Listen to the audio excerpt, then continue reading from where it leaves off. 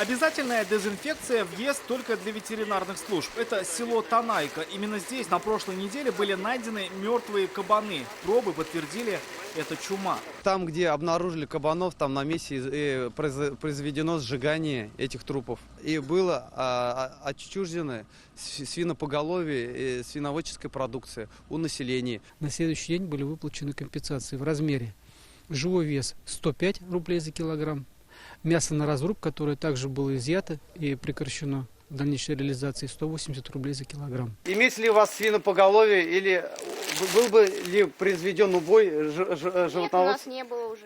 Сейчас ветеринары перепроверяют, не осталось ли свиней у местного населения. Все поголовье в поселениях Танайки, Лекарево и Армалы решением штаба КЧС подлежит уничтожению. Я считаю, что эта мера правильная, потому что слышали, что вспышка африканской чумы свиней зарегистрирована, и это меры вынуждены. Я так не держу, не знаю. Тут соседи у нас тоже не держит никто. Так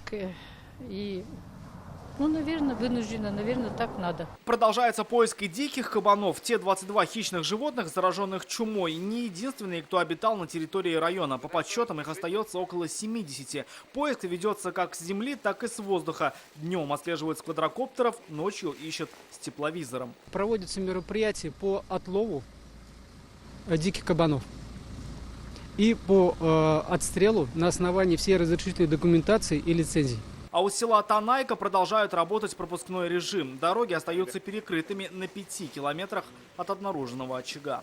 Рамиль Шайдуллин, Шатаюбов, Рамиль Закиев, ТНВ, Елабужский район. Закажи рекламу на ТНВ. Телефон в Казани 5 705 100.